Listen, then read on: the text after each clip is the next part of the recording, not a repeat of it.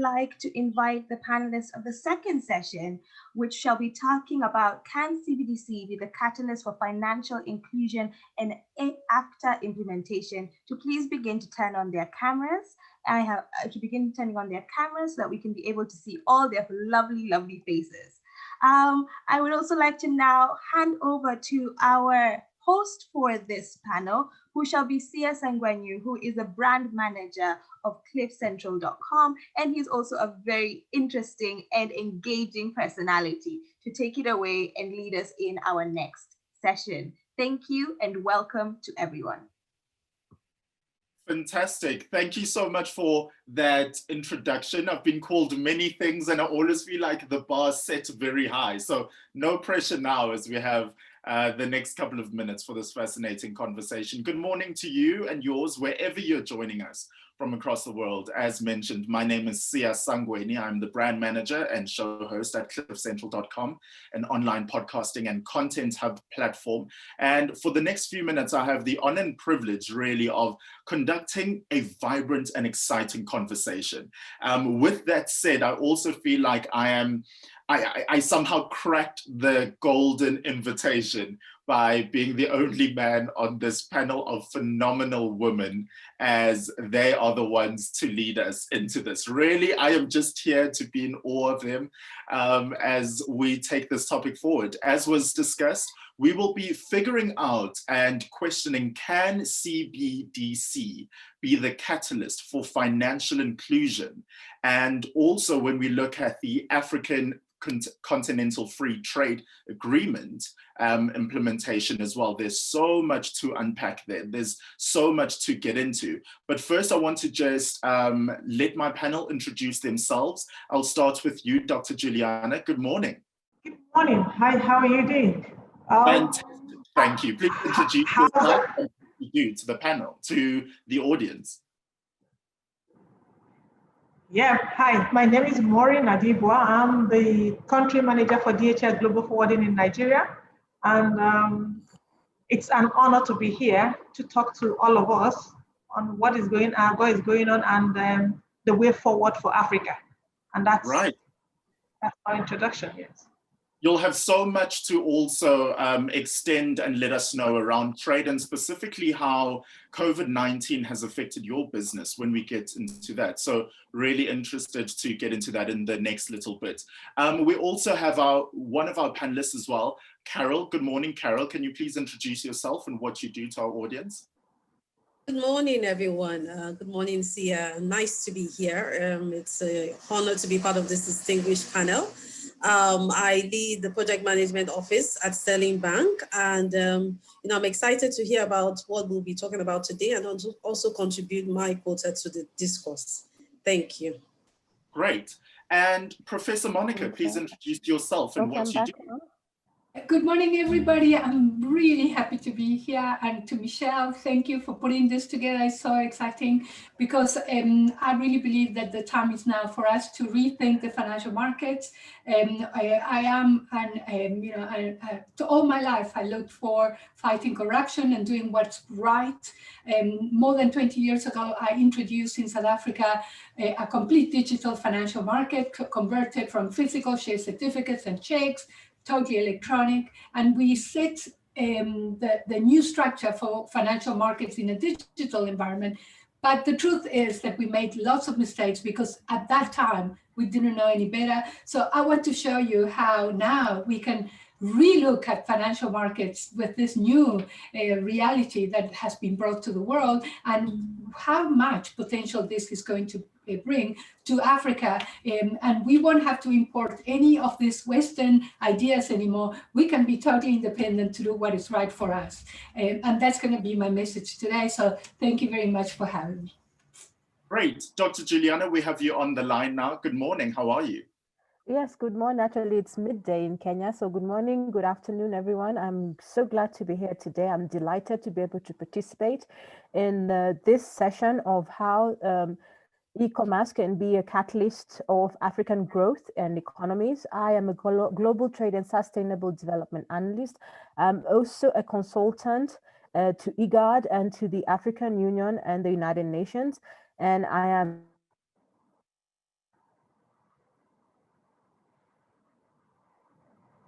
Seems like we might have just to be lost here. Dr. And I just want to encourage, yes, for me, Mama Africa, I'm known as Mama Africa globally. Great. And then last but definitely for not the least, African continent. In the midst of the 40,000 different things that she does, I think this morning and afternoon I should introduce her as the boss lady. Hello, Michelle. How are you? Oh, please, yeah, please. Good morning and good afternoon to those, who is afternoon. It's fantastic to be here. I won't do too long an introduction. I think everybody knows me. I've tried to lure you, all of you here today, and I'm so excited. So thank you so much and really looking forward. But just, CEO of Global Policy House, and I've been doing quite a lot of advisory work with governments. I also, sit on a working group with the African Union, where we're looking quite closely at digitization and digital economy as how it shapes, and helps to contribute to the CFTA implementation and growth in the continent. So very, very excited to be here. Thank you so much. Perfect. Well, as we get into the conversation, I do want to start off with you, Michelle. But first, to our audience, I want to encourage that please send in your questions and your comments for the panel. Let's make this a conversation where we really all leave feeling inspired and we can take on making great change. I already see Elijah Omiale has started by saying, we men are scarce beings now. I get you, Elijah, I get it. But I'm in the presence of greatness here. Michelle, isn't it exciting and quite indicative of the great time and change that we're living in by having this all-female panel talking about, making a difference on the continent? Oh, absolutely. I think, we are seeing a lot of things shift across the world, not just, in Africa. And to be honest with you, I think, this is probably one of, and I speak at a lot of things, but this is one of the events where, we have had, I think majority are women. A lot of the time I hear lots of people say, well, it's really a struggle to get women, in tech, to get women in finance that we can get, to come and either speak or do this and that. So for me, I always quash that argument a little bit or question it, because I have met so many women around the world, right? All the time. So I think this is an opportunity to actually really champion that a lot more, for sure. Mm-hmm. And as part of the team, Michelle, who was putting all of this together, why was it important for you to explore CBDC, the central bank digital currency, and what it can do for the continent? Sure. So we within Global Policy House, we've been looking at the subject for quite some time now, and have looked at responses for inquiries like the Bank of England and a range of others. So for us, it was really, really important to look more specifically around how does CBDC actually relate to Africa. Because our work at the Global Policy House is very much centered around, emerging markets. Africa is a very big part of that. The team is very, very diverse within Global Policy House anyway. And for us, it was important, every time we look at digital topics or digital economy, it's very important that we make it relative to the continents or markets that we're actually operating in.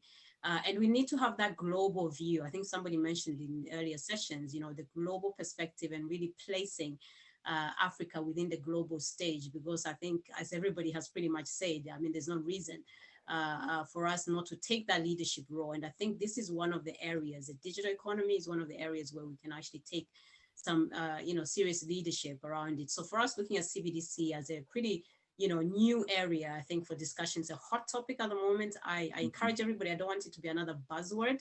We have to look more deeply into what is CBDC. Is it relevant for Africa? If it's relevant, then how do we go about designing the right type of CBDC? So very, very important. I think that's what we're doing really here, is bringing all the players together again, making sure that we've got the right people having the conversation. We've got the governments, we've got the central banks, we've got payments companies. I'm just so excited about the people here today. So for us, that was important to put this together, definitely. Well, Michelle, my role will be to make CBDC one of the new 2020 buzzwords. We're all talking about pivot and the new normal. We'll make CBDC one of those as well. Yes. Carol, to kick things off,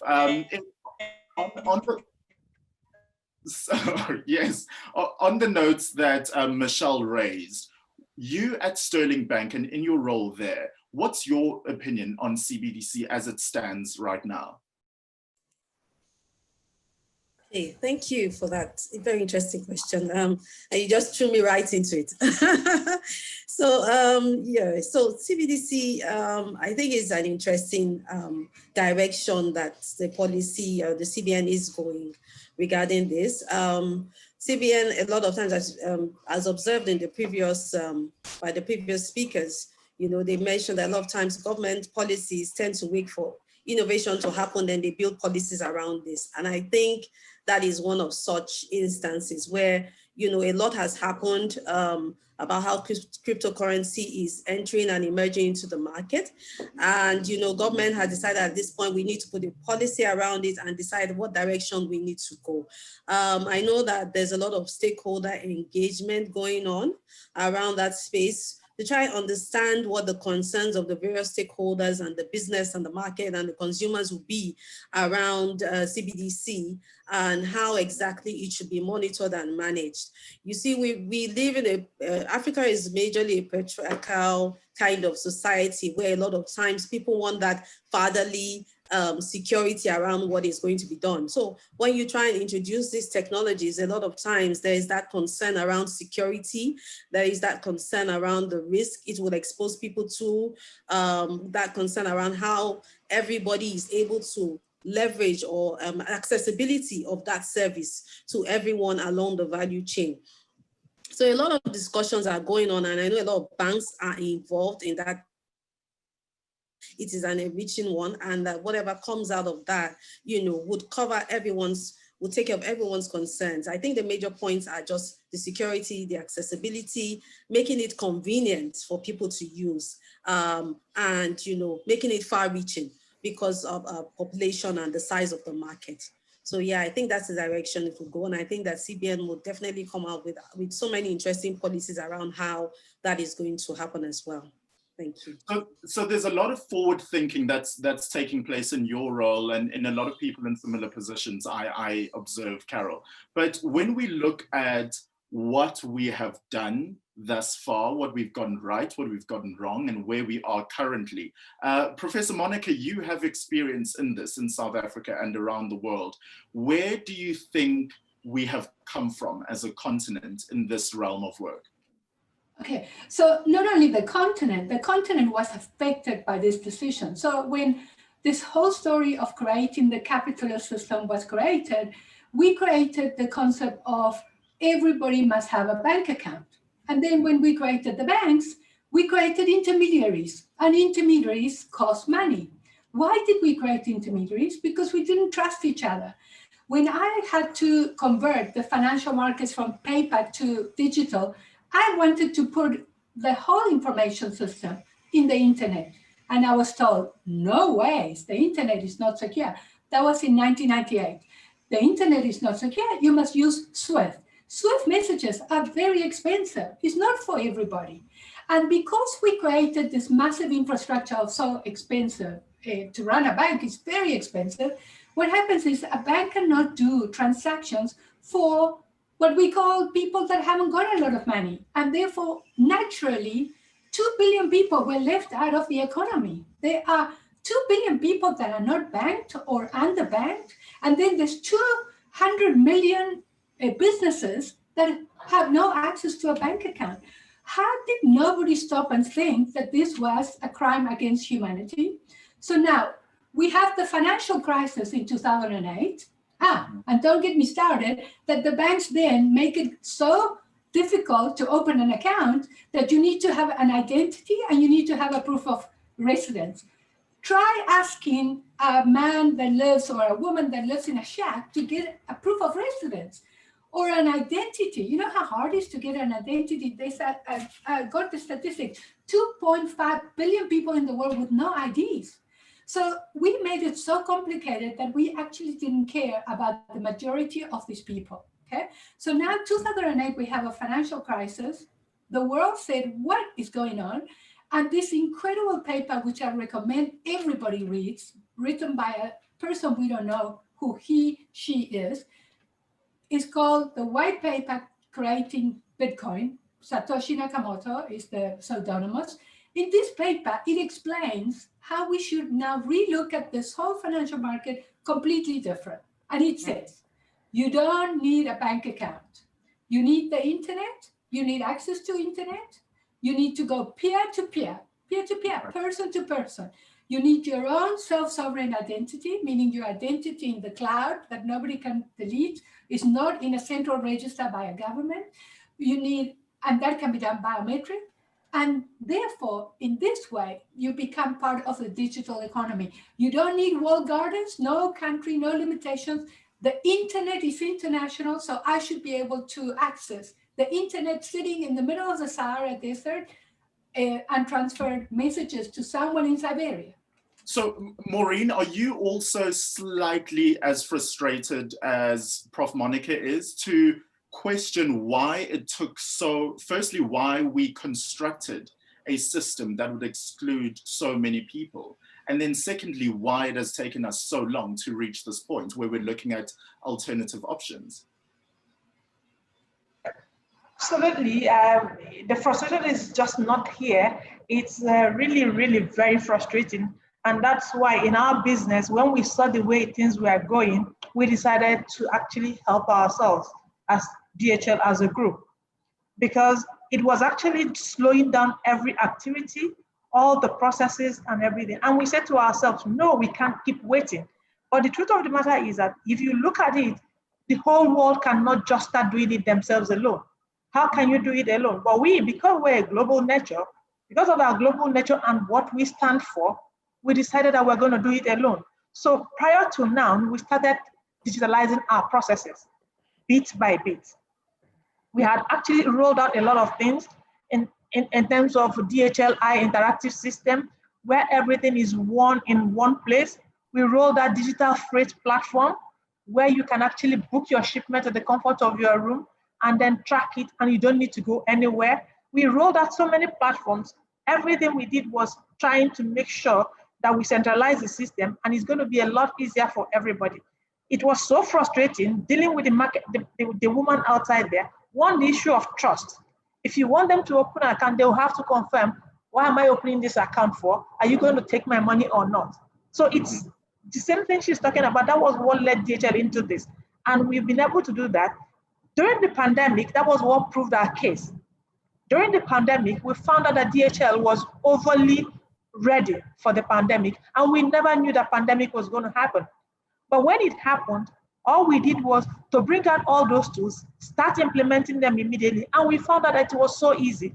And if anybody had told us 6-7 months back that we can sit in the home as DHL, as a global company like this, and then manage this business, connecting people and improving lives, we will say, no, we can't do that. But we're able to do that. So now we are now looking at it to rethink how these businesses work. How else are we going to do it? What other innovations are we putting in place to ensure, because we are trade enablers. That's what we do. We enable trade. And for you to be able to enable trade, you must change the equation. You must let people understand how these things work and how best to go around it, and then instill confidence in them. Because for us Africans, we are so much dependent on what the Europeans are doing. Meanwhile, the best is here in us, and we're not able to tap.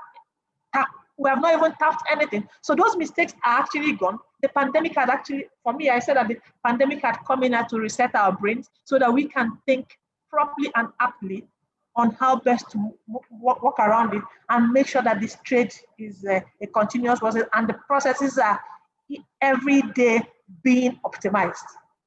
I like that perspective that you have, the fact that this time has actually allowed us all to rethink everything that we do and how we do it and why we do it. Dr. Juliana, is it the same for you? You had mentioned earlier when we were chatting off air how you've been focused on overhaul within e-commerce. Has the past 7-8 months really taught you that we can really create new systems that benefit and work for all? Yes, yes, thank you very much. And it has been an awakening time globally, and especially for Africa. When the pandemic hit, we saw that most of the countries went back to see what they can do internally, because you could hardly bring in anything from the world. From you couldn't bring in cargo, and you know, if you brought it in, there were so many complications and regulations to it. So yes, e-commerce is the new normal, whereby you're able just to order whatever it is that you want and transact online. And why am I saying this? We're looking at an African market. I just look at the African market itself, and an overview of the economy of Africa statistic. The population is 1.3 billion people, which is about 16% of the global population. We're looking at the GDP of 2.6 trillion US dollars. That's nominal GDP, and as of 2019 statistics. And then we're looking at the power purchasing parity of 2019 of 6.7 trillion US dollars, just for Africa. GDP growth, Africa is 3.7%, and GDP per capita is 1,970 US dollars as per in the year 2020. So yes, e-commerce platforms have generally become the new normal. And when we look at who is inventing all this is not being invented by us, it's being invented by the youth. And what do the youth constitute in Africa, whether it's in Africa or North Africa? Roughly about 75% of our population. So I'll give you a practical example of what I saw in Kenya. They invented a ventilator for the hospitals that was done by the Jomo Kenyatta University Institute of Science and Technology. Students did that. Two, a youth in one of the science and technology schools invented a swab, which is yet to be patented and authorized, that can test for COVID-19. And three, what else did they invent? They were able to invent all other like beds, those isolation beds, the isolation desks for schools to encourage social distancing. Others were investing sanitizers.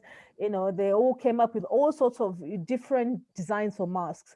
And all these things were being traded online. All I could do was, being told this person is selling, they would, display their wares online, and you would call them. So there was no physical interaction. And delivery was done, it just depended. You'd get someone moving from point A to point B. There were linkages. So when we're looking at it's about time. And like I said, we need to look at our infrastructure, both soft and hard infrastructure. A lot of the soft infrastructure has been taken care of in Africa, because there's so many platforms. Like, and I look at Kenya, there is the M-Pesa money transaction system. There is the purported payment system. The purported payment system is where you can even do your own, you pay slips and salaries, and you pay your employees as many as you want. There's so many others that have come up, not just here, even in Africa. And so with all these innovations, they can only be enabled if we have a working infrastructure, especially if we have fiber optic and connectivity. If we can improve on this, I am sure that Africa will be the fuel for the global economies.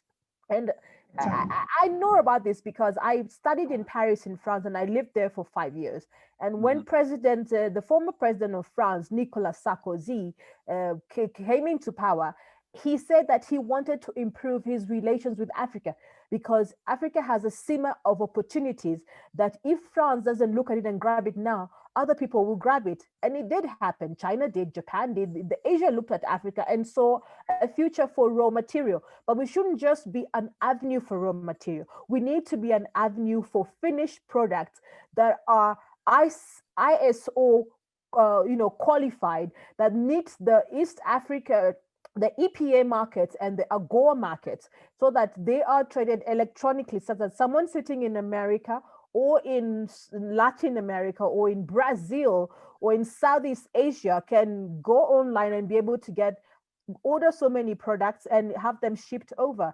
And these systems should allow for payment systems, secure payment systems, because if you look at our current systems of trading, you find that it takes too long. There's a lot of bureaucracy, there's a lot of red tape, which we are slowly overcoming.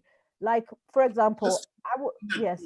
Dr. Juliana, and I want Yes. to ask Michelle and also open it up to the rest of the panel as well. When we talk about the red tape and some of the hindrances or hurdles that still stand between countries on the continent and the rest of the world, I want to tie in trade into this conversation now. You know, when we talk about the African Continental Free Trade Agreement, we should have perhaps been further than we are right now. There was some stalls, some countries haven't signed the treaty. Michelle, from your perspective, what do you think specifically the pandemic has done to this progress? And also, where do you think we stand right now? Yes, no, fantastic question, and again, fantastic, points have been made by everyone. The big challenge, I think, we're talking about, opening up global value chains, supply chains. The pandemic kind of really shouted out very loud that no country in the world has clear visibility of their supply chains. Be it when we're looking to buy PPE, equipment that nurses, doctors, people like that needed in a time of emergency, in time of a pandemic. It was completely, kind of chaotic, to be fair, in almost every country, be it developed, undeveloped, whatever you want to refer to it. So the lack of transparency, the lack of visibility, the lack of those global value chains being opened up is a big issue. And when we come talking about trade, I think we're shifting towards digital trade, where we're talking about we need paperless trade. We need to look at how do we encourage more paperless trade? How do we tap on technology to encourage paperless trade? Today, we're talking about CBDC, which is digital currency, right? To simplify it, it's digital currency. It's being able to take your Forex or digitally, and you're able to use that monetary system to the advantages of even those who have no access, as Monica was saying. But when you talk about it in the context of business and enterprise and trade, we need that flow of money to happen. We need that liquidity in the market to flow in order for DHL to do their business, in order for Caro to do her business, in order for, for everybody who's on this panel to do their business. So the monetary system and the flow of currency is really, really important. And I think if central banks, this is a very clear message to central banks, if you can look at creating financial stability in your markets, then we're going to shift the dial a little bit. And one of the opportunities to create that financial stability of that, looking at securing opportunities within sort of the monetary policy angle, then we're starting to create some opportunities for people who are not financially included. And that is, I think, the beauty of CBDC. When we talk about the continental free trade, I think that's a massive potential. So for me, the recipe, my secret recipe, which I am going to spill today, around, around kind of really progressing Africa, I think, if you look at the CFTA, combine that with the talent that we have on the continent, because we have talent, and invest into that talent. That, you've got a lot of young people. Nigeria there, you've got a lot of young, talented people who are opening up tech hubs everywhere. Nigeria, I think, has the biggest tech hub community going on. So we've got lots of talent. You need to invest in the talent. We need to look at CFTA and say, okay, how can we actually make that a reality? So I think in terms of policy, in terms of the, the policy framework is there. And of course, governments are slowly kind of coming in and say, yeah, they all realize, the African governments, I think, are all on board around looking at implementing CFTA. But the implementation bit is quite tricky. And that's where I think you bring in the enablers. The enablers are the digital tools that we will talk about as we go along. The enablers are ensuring data flows are happening, right? Ensuring that there's data protection. Countries have got data laws in place. Governments are introducing consumer protection laws and things like that. So very, very important, I think, to look at it holistically as well. And not necessarily always just think, okay, well, now we're just going to look at, CBDC in isolation, or we're going to just look at technology in isolation. It's a kind of bigger than that. And I think that's why today is actually quite important to do a little bit deeper into that. So I see the whole panel nodding in agreement. So I won't even ask whether you agree or disagree. Rather, let me go to some questions from the audience. Kojo wants to comment and say, digitalization is the way forward. We must look very well at trade supply chains, money supply, and users to be able to build relevant, customer-focused and friendly systems. Education is also key to both regulator and users. For regulator, follow the money becomes more possible. But for users, is everyone prepared to let Big Brother know the money flows? Carol, can I put you on the spot with this question? Well, yeah, let me give it a shot at it. Yeah, so it is important. Transparency is important in the money system and in the money flow as well, because that is what enables all these policies and these business opportunities to thrive. So today we're talking about the Africa Free Trade Zone. It's all about expanding the trade market and making it visible and making it easy for different players to be able to plug into that ecosystem. So you have players from the financial services, how well are they able to provide the kind of platforms that will enable trade to flow very easily? What kind of digital platforms do they make available? You have people from the logistics side of things, like from Maureen side, what digital platforms do they make available as well for that trade to flow? So there has to be that transparency. Yes, a lot of times, and this was something that Michelle mentioned as well, a lot of times people are concerned about data and security, and that has become a real major topic in Nigeria today. So we have certain policies from NITDA, regulatory authorities that are coming down hard and specifying to financial institutions how data must be shared, so that it's becoming something that we need to, of course, talk about. So, but within the context of sharing information that facilitates trade, I believe that there are certain policies that can be put in place to safeguard both the consumer and the players in the business market, so that you're still able to do trade, but with shared within the confines of the data, within the confines of data that is available to share, that allows you to facilitate that trade. That is all you need to be able to do the trade. And you have the information that you need, and it protects everybody on every side of the spectrum. So I think it is important for all players in the industry to COVID has given us the opportunity to really have a reset and a rethink about it, as some of the panelists have mentioned. So we really need to come together and say, how do we collaborate?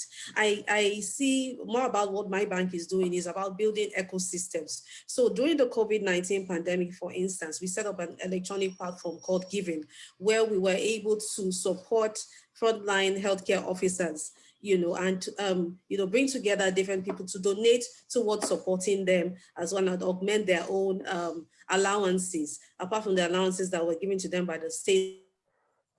Made a huge impact, So organizations that need to do more of that, use digital platforms to bring people together, to bring about change in different aspects of business and the different aspects of government. So I think that is very, very important. And we can do that even within the confines of limiting the information that needs to be shared with them, but sharing the relevant information to facilitate trade is very important. Right. Another question from the audience, Kojo continues on to ask, cybersecurity must be prioritized and must be sought to be uniform across all states. Prof. Monica, is this something that's feasible, that can actually happen? Yes, of course. But you know what, I really want to go back to the origin of this issue, of the debate, which is central bank digital currencies. Let's not forget we're having conversations about this. Why is this so important? Because do you realize that when you put money in a bank account, you are actually allowing the bank to do with that money whatever they want. And the only reliance that you have that money is going to be safe is if the regulators are there, protecting that the bank doesn't commit fraud, if the auditors are there, et cetera, et cetera. And in most developing countries, there's no deposit insurance. So what happens is that we are faced with the counterparty risk on the commercial banks. Now, we want a CBDC. What is a CBDC? Let's go back to principles. Central bank digital currencies is a digital representation of cash. We're talking about retail, not the wholesale. Wholesale's for another day. We want, it's a long story, wholesale. Let's go for retail. That's the key debate today. Imagine that now we all get a wallet, an e-wallet in our cell phones, okay? Representing our cash under our control. But the liability is on the central bank. That means central banks don't fail. They are the lender of last resort. They are there to bring financial stability, financial inclusion, and monetary policy to a country. So I don't want to have to go and, choose a cryptocurrency because it's giving me the user experience. And I believe in crypto. I work for the biggest blockchain company in the world. I invest in crypto, but it's not for the faint-hearted. I want to bring this technology to the masses, and it must be regulated and it must be protected. And that is the role of central banks. So just picture that in future, central banks, my vision in Africa is all central banks come together, establish a common standard for this CBDC to be created. We give a wallet to every single individual using a very simple instrument. It doesn't have to be a smartphone. I've seen already many people in Africa inventing, very clever, like Dr. Juliana was saying about the innovation. I've seen innovation already that is coming to the market where you will have so many easy ways to manage your own wallet.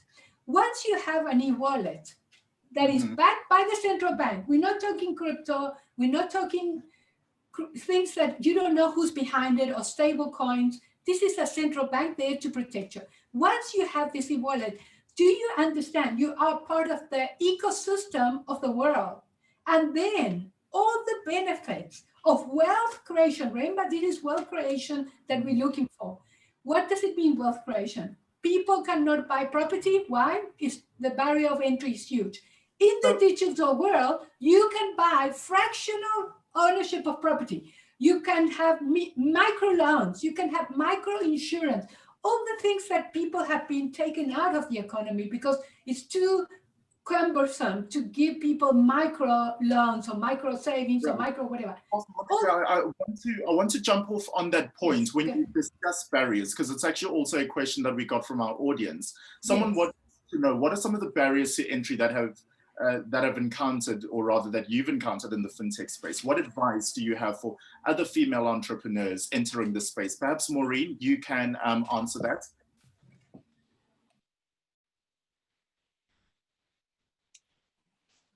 The first thing first is for the female enterprises. Thank you very much for that. The first thing first is for the female enterprises. Please be confident, know your word, do not be scared of failing, because you have to fail first to be able to get it right. Because pandemic has shown us that nobody knows it all. We don't even have what it takes to do anything. We were actually struggling, moving from one country to the other, looking at who's going to help us. So for female enterprises and entrepreneurs, I can guarantee you guys that you have all it takes to do whatever you want to do. Bring yourself out. For a lot of us out here talking, we're not speaking because we're the best brains so far. No, I think we're speaking here because we had the guts to challenge the situation. We have the guts to challenge the system, to tell the system that this is not right, enough is enough. You cannot relegate us to the background forever. We need to stand up for our right. We need to stand up. We're not saying that equal right means that we are fighting. We are here to support the guys. We are here to support the men, but let them give us a chance so that we will be able to showcase our words and then be confident in what you have in you. Because what I noticed that a lot of people don't know what they have in them. And we have them. But one key thing I also want to note is that for CBDC to be able to sustain it, because a lot of people are so scared, what happens? One key note for me is that for CBDC, they have to be very sure that there's immunity to political interference and manipulations. Because the truth of the matter is that if they adopt, for anybody to adopt that CBDC, they have to first of all be convinced themselves that they are on their own, that there's no manipulation at all, that nobody is going to, there's no devaluation of currency. That is why we have that on trust. That is why you see market women who want to tie their money and keep it under their bed. Nobody wants to go to any financial institution because they don't trust anybody. You can imagine where you keep your money now. Okay, Nigeria is going through a lot of things now. We're devaluing our currency, that whatever you had some last month might not have any value now. Why will anybody want to go and keep it anywhere? Right. So it is the fear of the unknown. We also have to help each other educate these people. We have to educate them. And that is what I think that CBDC should also try as much as to have that platform where we can educate them, let them come out from, the fear of the unknown is what is happening tonight to a young, intelligent African child now. That is the only thing that is happening to them. They are so scared of coming out because they don't want anybody to castigate them. So my take is, guys, come out, showcase what you have, learn from your mistake, and then improve on it, because innovation is key. And this is the time for Africa. And Maureen, based on that alone, I'll challenge you on your answer and say you are one of the best minds. This panel right here is one of the best for some of the answers. For now we have, but we have the younger ones coming up that have what it takes, but nobody has been able to enable them to be able to speak up. And that is my voice here, to tell them to be able to speak up, because they could get there. For me, I'm trying to be a model for them to know that they can even do better than us. After all, we are doing better than our forefathers. So time isn't on our side, but I'd just like to wrap up with Dr. Juliana and Michelle, just for your final comments and where to from here. Let me start off with you, Dr. Juliana. Well, thank you very much. And we're giving a way forward. A way forward is we need to look at inwardly as a country, look at all the technologies and abilities that you have. And I guess, and then we look at Africa as a globe, then that way we can all plug into one platform.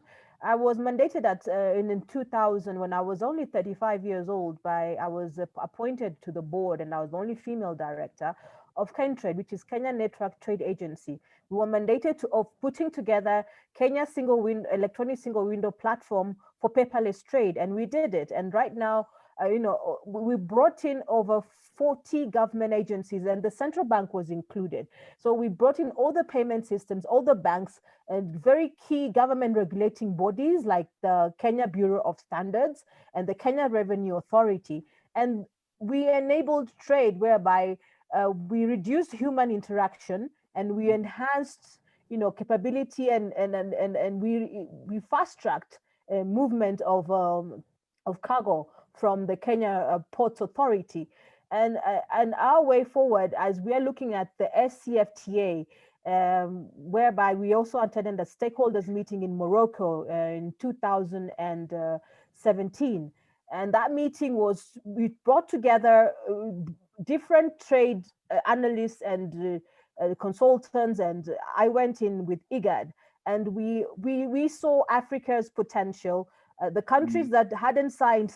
Morocco also came on board, and we're very happy when they did. And we agreed that it is time for Africa to rise. We don't have anything against anybody.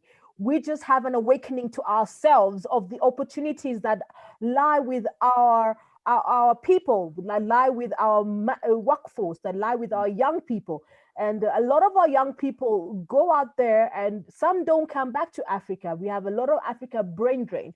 But way forward is, I went to France. It's one of the most beautiful countries in the world. I lived in Paris, and I can tell you, I had a very difficult time coming back home.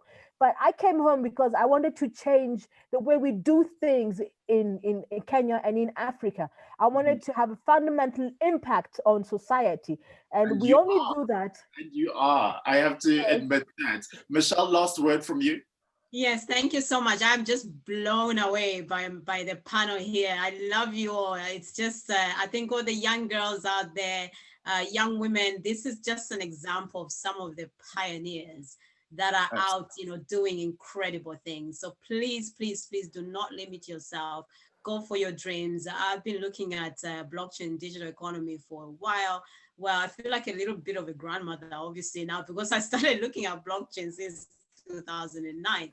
And I totally love it, and yes, it's a very, kind of male dominated. In fact, all the jobs I've ever had have been male dominated. I've worked with my male colleagues, and I've had great male, my mentors are male role models. But it's very, very important, I think, for young women to really understand you can go for your dreams. So I really want to emphasize that.